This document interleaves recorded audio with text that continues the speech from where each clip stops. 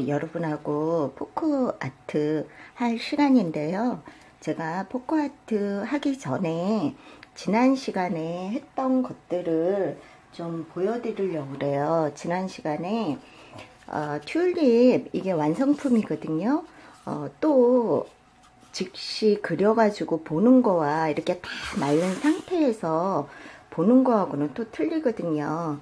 그리고 또 옆선을 보면 그때는 옆에 테두리에 아크릴 물감을 하지 못했잖아요. 근데 그 남은 물감으로 이용해서 이렇게 색칠하면 돼요. 제가 이런 거 모습을 보여드리기 위해서 이렇게 다시 보여드립니다. 그러면은 이런 식으로 인테리어 하면 이렇게 이어져 보이기 때문에, 그림과 테두리가 이어져 보이기 때문에 액자를 안 하셔도 되고요. 그 다음에 뭐 옆에서 보거나 위에서 보거나 다 통일감이 있게 보이거든요. 이 액자 자체가 그림이 되는 거죠. 그래서 이렇게 볼 수가 있어요. 그래서 안 한 거와 한 거의 차이가 이렇게 크답니다. 근데 액자를 하실 것 같으면 안 하셔도 상관이 없죠, 물론. 그리고 다음 그림은 제가 아이리스 그렸었잖아요. 근데 아이리스를 다 완성하고 보니까 제가 여기에다가 수술을 안 그렸어요. 근데 그땐 수술 안 그려도 별 느낌이 없었을 거예요. 저도 그랬거든요. 근데 또 수술을 이렇게 그려주면 또 아이리스가 더 화려한 이런 그림이 된다는 것을 보여드리기 위해서 제가 이렇게 수술을 그렸습니다. 그리고 다시 한번 보여드리는 거예요. 그러니까 말렸을 때와 안 말랐을 때의 그림도 이렇게 차이가 있다라는 거 이렇게 느끼셨으면 좋겠고요. 이것도 옆 테두리에 이렇게 연결 지어서 다 색칠을 했습니다. 그러면 이 액자 자체가 그림과 어떻게 돼요? 예, 통일감이 이루어지는 거죠. 그러니까 이 액자라고 생각이 안 들고 그림 자체라고 생각이 드는 거죠. 그렇기 때문에 액자를 안 하실 분들은 이렇게 테두리를 이렇게 마감해 주시는 게 훨 좋습니다. 깔끔하고. 예.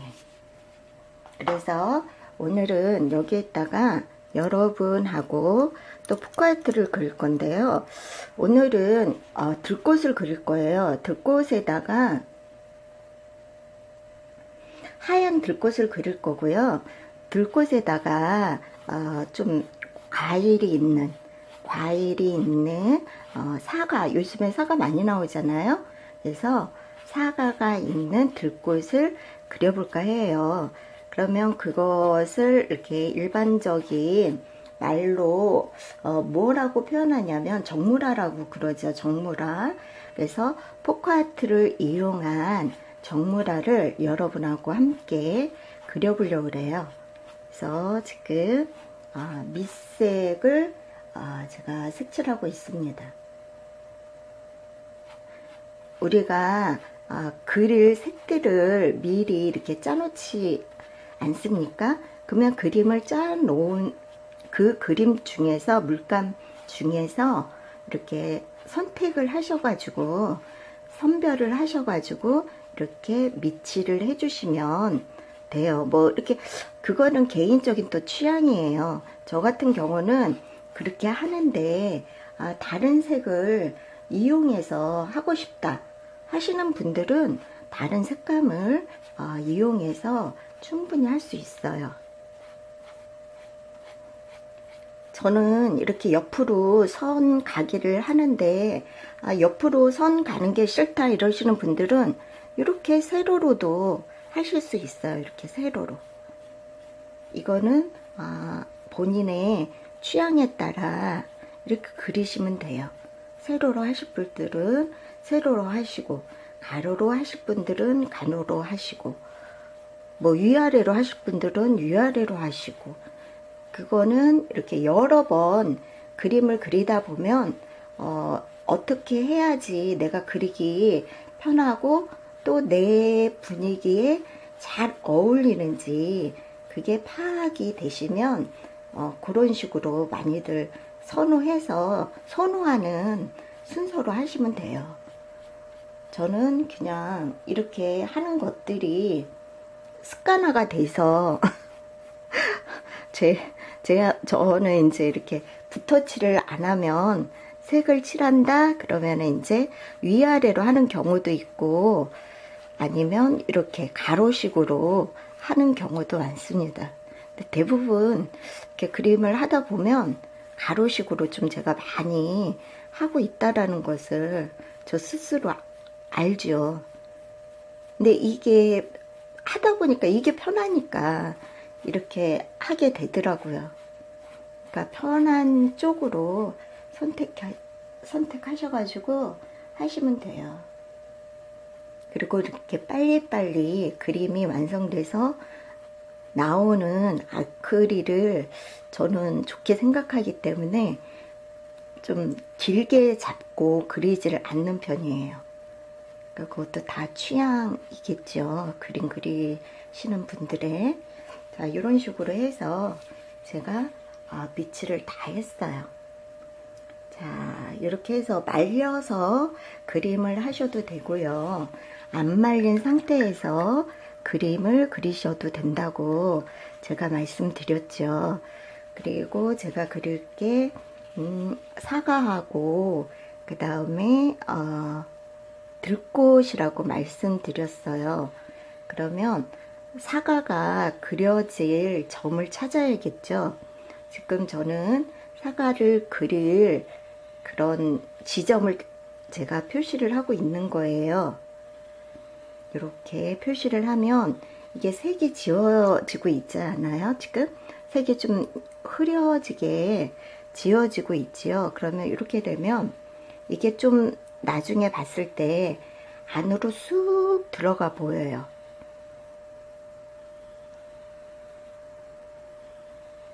이렇게 놓고 봤을 때. 그러기 때문에 제가 이렇게 여기는 색감을 지우고 있어요. 색감을 칠하고 지우는 게 자연스럽고 괜찮다고 그랬어요. 만약에 색감을 안 칠하고 비워두면은 좀 어색하고 이렇게 그림이 완성이 좀 덜 된 듯한 느낌이 가질 수가 있거든요.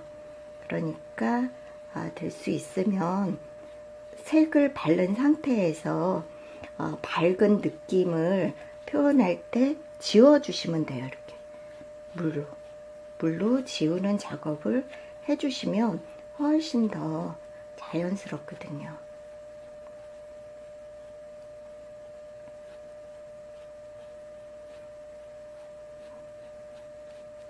자, 이 색감은 지금 어두운 색이잖아요. 제가 이 색감을 칠하는 이유는 지금 그림자를 나타내기 위해서예요. 왜 그러냐면 사과에 정로라에 사과를 놓았을 때 그림자가 생기잖아요. 그래서 그런 그림자를 지금 일단 표현해 주고 있는 거예요.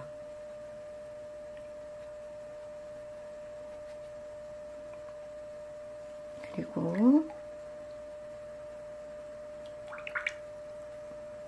자, 사과를 진한 색부터 먼저 들어갑니다. 이렇게 양쪽으로 찍고 하셔도 되고 아니면 한 색감으로 한쪽만 찍어서 해주셔도 돼요. 이렇게 다 발라서 그리셔도 되고 사과 모양을 이렇게 내주세요.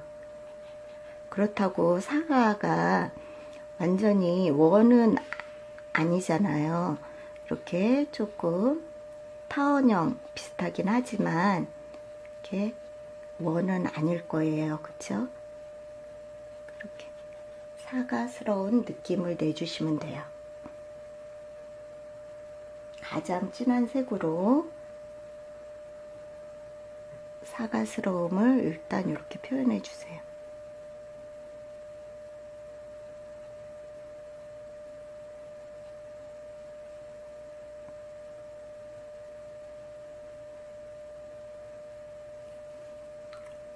그리고 사과에서도 보면 진한 데가 있고 흐린 데가 있거든요. 그럴 때는 빛이 들어오는 부분은 어떨까요? 빛에 의해서 사과색이 좀 환하지요. 빛이 빛을 받았기 때문에 이렇게 사과색이 좀 옅어지죠. 옅어진다고 그러죠. 그래서 사과의 모양을 내주는 거예요. 이렇게.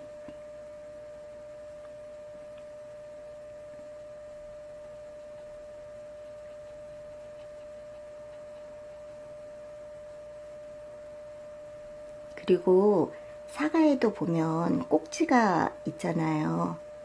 그쵸? 근데 꼭지 그 속 안에는 어떨까요? 사과가 꼭지 안에는 조금 어두워요. 그래서 여기에 어두운 색을 이렇게 남겨 놓은 거예요. 그리고 나머지는 이렇게 색감으로, 그러니까 빛이 어디로 오고 있는 걸까요? 여기로 오고 있는 거죠. 그래서 여기가 가장 밝게 이렇게 됩니다. 사과가. 여기도 조금 밝아져요. 그리고 꼭지 있는 부분이라 어두워요. 자, 그리고 여기도 빛을 받는 부분이라 조금 밝습니다. 이렇게. 자, 이렇게만 해줘도 지금 사과의 형태가 나오고 있죠. 이거를 물감을 다 칠해가지고 하면은 어떨까요? 물감도 많이 들어가겠죠. 근데 이런 식으로 하면, 물감을 일단 칠해가지고 지워주는 식으로 하면은, 예, 경제적입니다. 그래서 저는 경제적인 방법을 선택합니다. 자, 이렇게 하고, 이거는 지금 그림자를 먼저 그려놨잖아요. 그러니까 그림자를 한 번 더 이렇게 색칠을 해줍니다. 사과의 그림자를. 그래야 사과가 굴러다니지 않고 그 자리에 있는 듯한 느낌을 받을 수 있겠죠.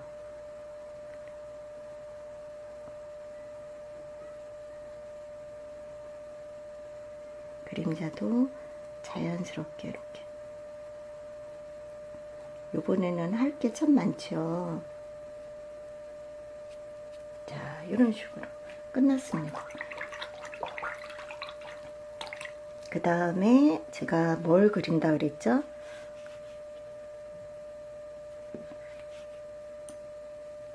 이제 들꽃을 그리는데, 들꽃에는 우리가 물건에 들꽃을 그렸을 때는 잎들을 촘촘히 다 그렸는데요. 이렇게 캔버스에 그릴 때는 그렇게 안 하셔도 돼요. 그렇게 해놓으면은 약간 조화 같은 느낌이 들어요. 그렇기 때문에 그 물건에 했을 때는 잎들을 다 그려주지만, 그냥 이런 캔버스에 할 때는 잎들이 조금 이렇게 꽉 안 채워줘도 예, 이쁜 맛을 낼 수가 있거든요. 그리고 자연스럽고.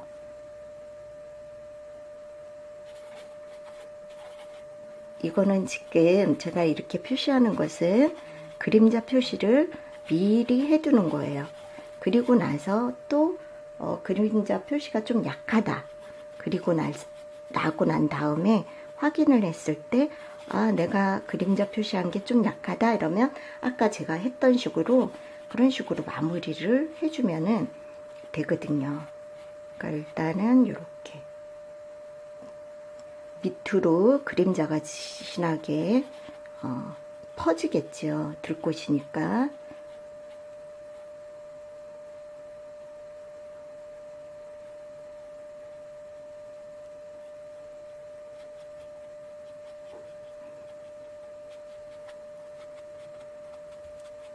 왜 그러냐면 들꽃을 그릴 거니까 조금 붓터치를 해줘야 들꽃의 그런 모양을 자연스럽게 우리가 얻을 수가 있어요. 그래서 붓터치를 해줬습니다. 그 다음에 들꽃을 하얀색과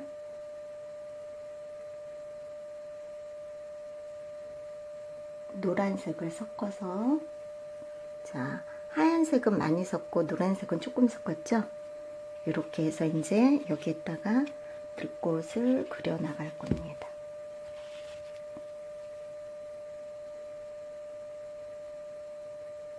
꾹 찍어서 안으로 밀어주시면 돼요. 이게 지금 안 말라가지고 색이 진하게 나오지 않았거든요. 그랬을 땐 한 번 더 해주시면 돼요. 그러니까 여러분들은 마른 상태에서 해주시면은 좋겠죠.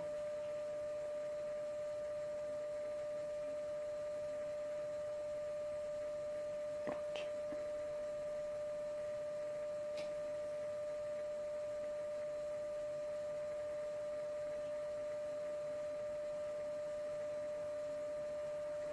들꽃은 뭐 숫자가 몇 개다라고 얘기할 수가 없잖아요. 그러니까 들꽃 모양을 이렇게 만들어 가시는 게 좋을 거예요.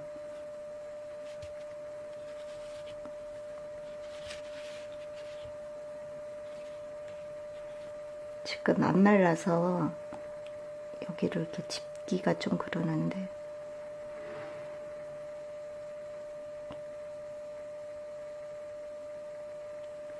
가운데 제가 조금 변했어요. 거기는 들꽃을 보면 가운데 이렇게 뭉쳐가지고 씨가 있잖아요. 그거를 표현해 줄 겁니다.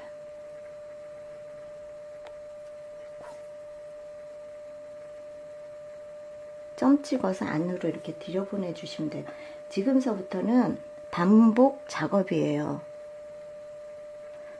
포크아트가 그렇다고 그랬죠. 두 가지 색감을 이렇게 해서 이제 꽃을 그릴 때는 반복 작업이 된다고요. 물건에 그릴 때처럼 그렇게 들꽃이 똑바르게 안 그려도 상관없어요.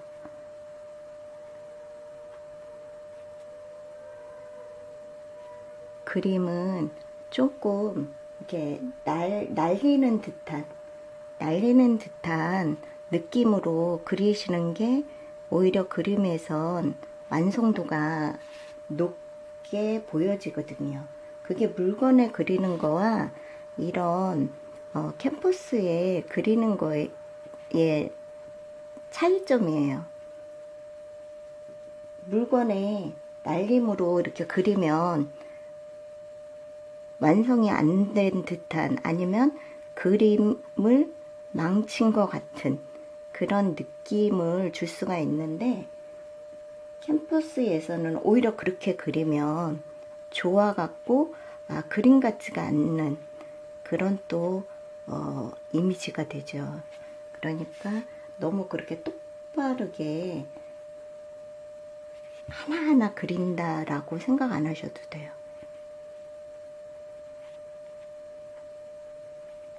얇은 것도 있고 두꺼운 것도 있고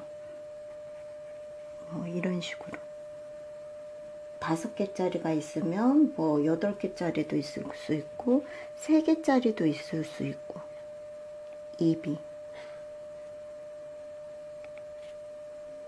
그렇게 그려 나가셔야지 나중에 캔버스를 전체적인 것을 다 보았을 때 꽉 차 보이면서 그림이 참 멋있다 라고 느껴지거든요. 그런 점들이 물건에 그렸을 때하고 확연히 틀리다는 거.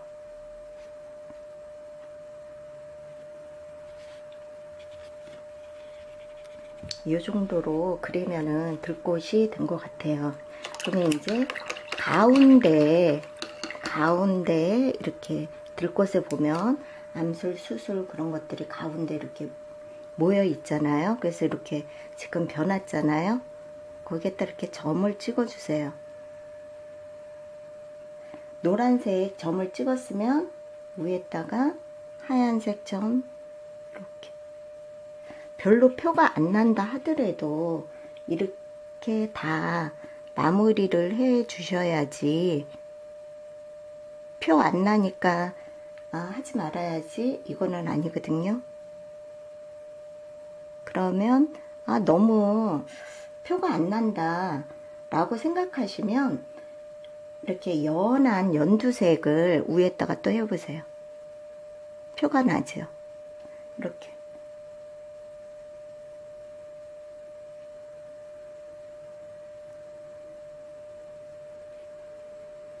이렇게.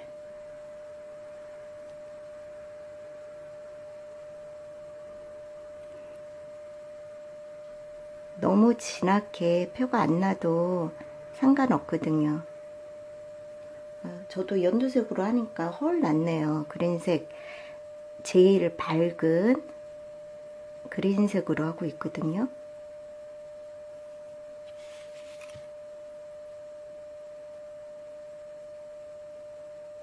이렇게 점을 찍어주세요. 이렇게 점을 찍으면은 톡톡 필겨져 나오는 듯한 느낌을 받을 수가 있어요.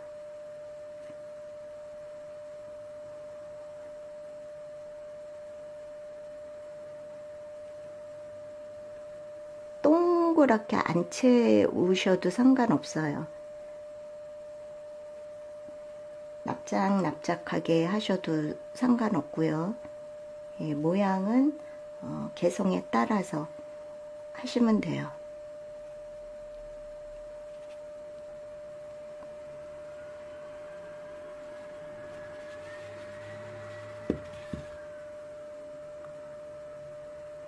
꼼꼼하게 다 안 채워도 돼요. 나뭇잎만 보이는 경우도 있잖아요. 그러니까 막 일일이 찾아서 막 꼼꼼하게 해야겠다. 그렇게 안 하셔도 돼요.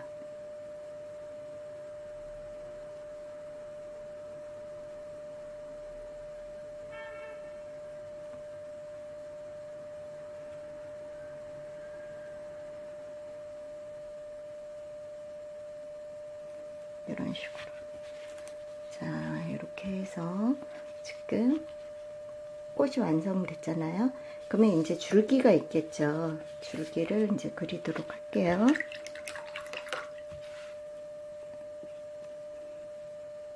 줄기는 약간 진한 그린색으로, 그 다음에 화이트색을 반 섞어서 이렇게.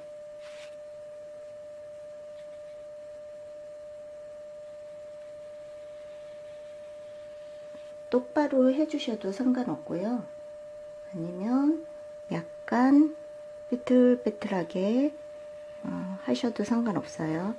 두 가지 다 사용하셔도 상관없고요. 이거는 개성대로 하시면 돼요.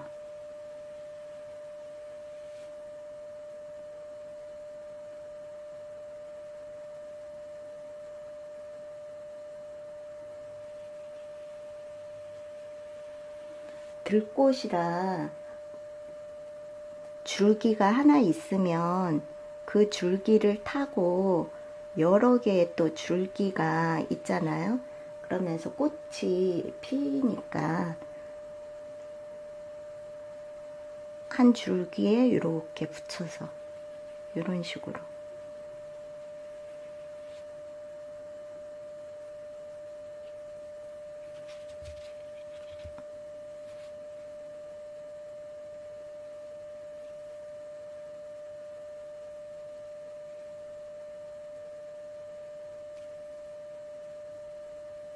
그리고 줄기만 있는 경우도 있겠죠. 꽃이 다 떨어졌어. 줄기만 남아있어.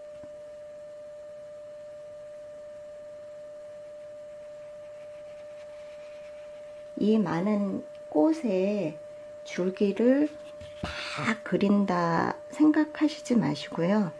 대충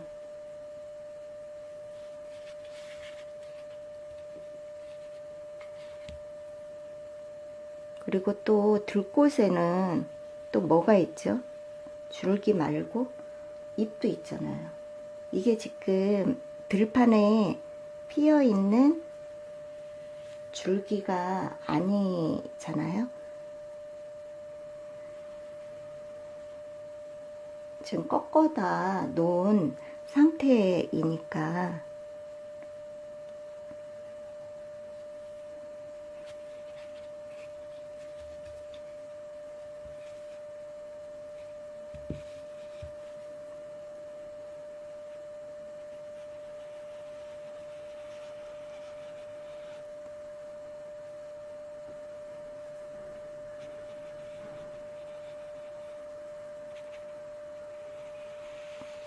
여기 이렇게 뻗어 있는 또 줄기가 있겠죠.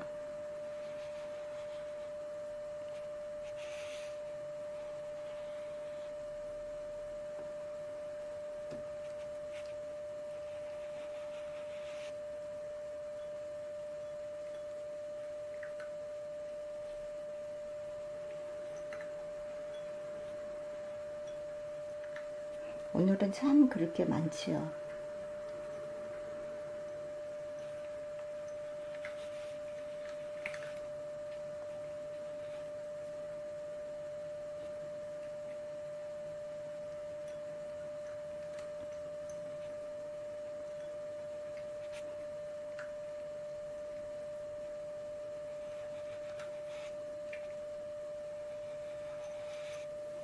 이런 식으로 그냥 분위기만 내주셔도 돼요. 이제 여기에다가 잎을 그리겠습니다.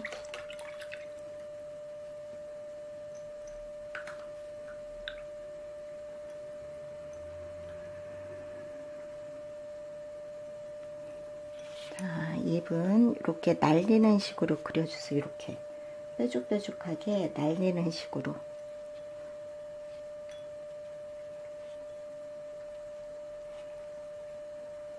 들꽃잎들이 이렇게 얇게 날리듯이 이렇게 이 빛들이 있잖아요. 그러니까 이렇게 날리는 듯이 해주세요. 이렇게 반씩 해가지고 옛날에는 좀 이렇게 넓적넓적하게 했었잖아요. 요즘 요번에는 날리는 식으로.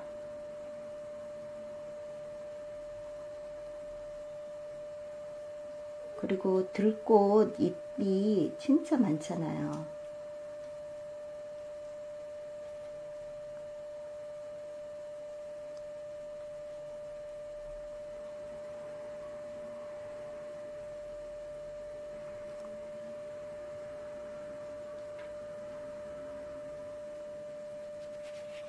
그리고 꽃 위에도 잎들이 있겠죠.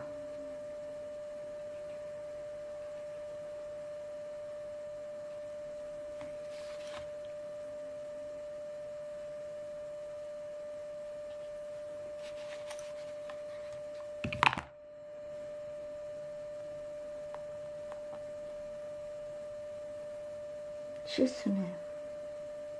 근데 다행히 안 묻었어요. 그림이 안 번졌어요.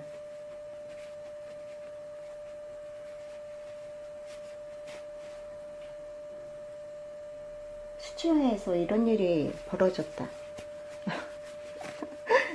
그래도 지울 수 있어요. 이렇게 뾰족뾰족하게 날리는 식으로. 참 들꽃들은 보기에는 좋잖아요. 근데 그림 그리는 사람한테는 참 복잡한 그림이죠.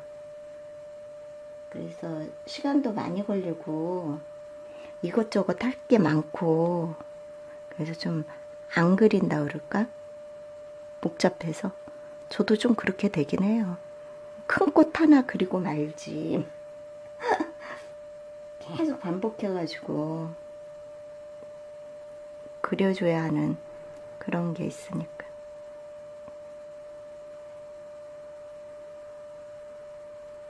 이렇게 여러분한테 그림을 같이 그리면서 저도 또 그림 공부가 되는 거니까 좋네요. 이런 거 여러분하고 같이 그리지 않으면 언제 그려보겠어요, 제가. 자, 이런 식으로 해서 제가 반추상으로 해서 그림을 완성해 봤습니다. 자, 한번 볼까요? 자, 이런 식으로 사과와 들꽃이 함께 존재하는 유화 그림을 그렸습니다. 자, 어떠세요? 포크아트 하나 꽃만 그렸을 때하고 또 다른 분위기가 있죠. 이렇게 포크아트하고 같이 응용할 수 있는 그런 그림들이 너무너무 많아요. 그렇기 때문에 제가 누차 말씀드리지만 포크아트를 어렵게 생각하시지 마시고 포크아트 그리는 방법들을 몇 가지만 알으셔도 이렇게 응용해서 할 수 있는 그림들이 많다는 것을 저는 여러분한테 거듭거듭 말씀드리고 싶어요. 자, 오늘은 여기까지 해서 포크아트 들꽃과 사과 해서 정물화를 그려봤습니다. 여러분 다음 시간에 뵙고요. 구독, 좋아요, 댓글 남겨주신 모든 여러분한테 감사드립니다. 여러분 감사합니다.